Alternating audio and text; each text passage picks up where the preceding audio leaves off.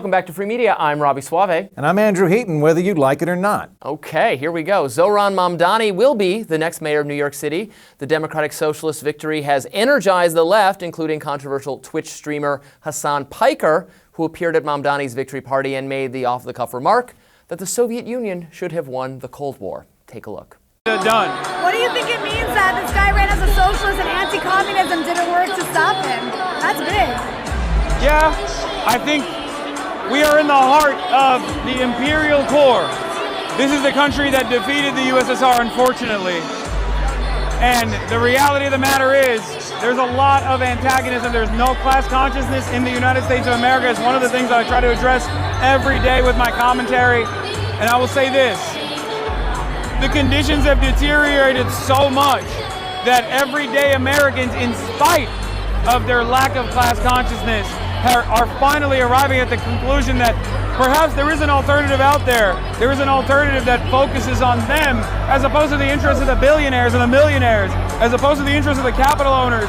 And I mean, you can't help but notice that. You can't help but feel at least a little bit of excitement around that. So I know that you don't know who Hasan Piker is. He's the guy that shot that dog. I learned about him a fortnight ago on your show. He shot the dog. And where we've landed on that, I was corrected by Ian, one of our producers here at Reason, is that it is believed that he did shock the dog. He shocked the dog, okay. That's pretty awful. Also awful, the brutal repression of the Soviet Union. This guy is friends with Zohran Mamdani. You know who Zohran Mamdani I know. is. Yes, I You did I know. That I much know preparation that guy. for the show, at least. Yeah. Good. He was at the victory party. You know, he's a big deal.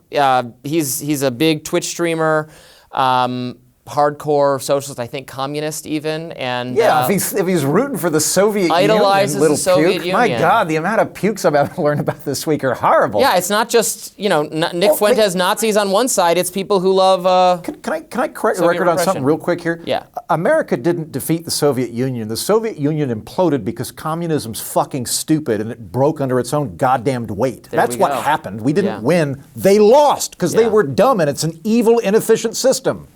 Yes, correct. But now they're trying to repackage these same views as democratic socialism, which I always look up their definitions again because AOC describes it as democratic socialism just means participation in your own economic dignity. That's a quote from her that I'll always remember because it's stupid. Yeah. We all think our systems, the politics we support, are about dignity and good things. Let's define it based on our intentions. Right. That's I am a socialist because I have pro-social intentions. Oh, interesting. Okay, then the Koch brothers would be great socialists. Right.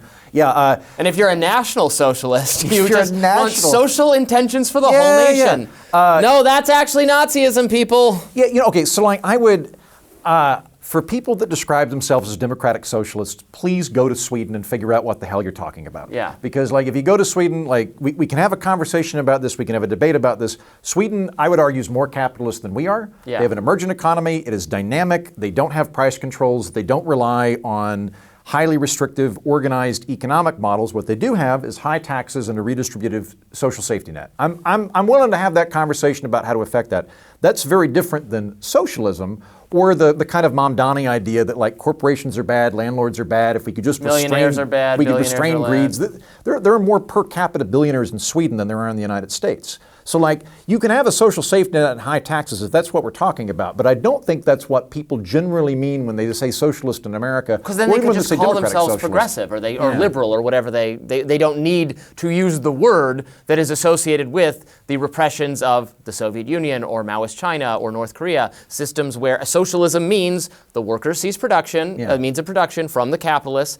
In practice, that always involves centralized government. That's the only way to make that happen, that redistributes the resources of the economy, nationalizes the industries, confiscates private property. Usually murders a hell of a lot of people in the process. And then because this system produces shortages and discontent, it tends to be the case, it is I guess not prescribed by socialism, but it tends to be the case that socialist regimes then must shut everybody up because they're complaining about what they've done and has prison camps and all that sort of thing, again, which has happened in every actually existing socialist regime ever. Socialized agriculture has been way more effective at killing people than nuclear weapons. It's probably if you want to murder a ton of people, socialize your agriculture, which is again one of one of the reasons that the Soviet Union was so dumb while the system didn't work was they tried to do this fever dream that's really a throwback to the Dark Ages when we were murdering witches to try to solve famine. The idea that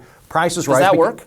Apparently not. The idea that prices rise because of greed, and if we just legally abolish greed and self-interest, then we can all live in harmony. And it's contravened to human nature. And so with socialized agriculture, they would go, you're not going to get money for your farm. You're just going to do it for the good of society. And we're going to give you a quota of how much to do.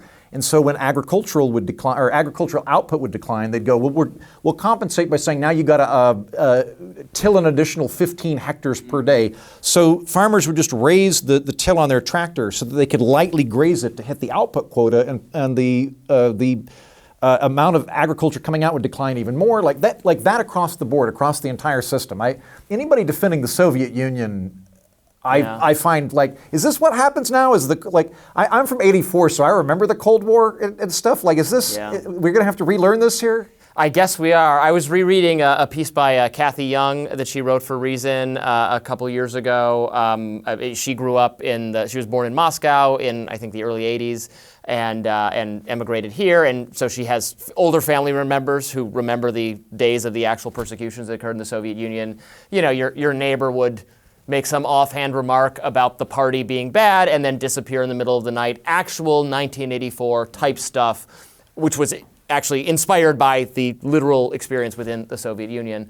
That's what they're praising. Is Hasan Piker an independent type guy, or is he on Rumble, or what is his platform? He's on Twitch. His uncle is Cenk Uygur, who's the Young Turks, I know popular Cenk, independent democratic, progressive, not democratic, progressive commentary. Although even Cenk, I've interviewed. I like Cenk. He's a nice guy. I've interviewed him before, and I disagree with him on a lot, but even he will acknowledge that you're going to have some amount of self-interest, and you're not going to have everybody just work the minimum amount and then give the rest to the state. Even he would not go full Soviet on Hasan us. Piker is much, much, much further left. Under his system, I guess, if the dog doesn't fetch when the party commissar dictates it, then the dog gets the shot collar.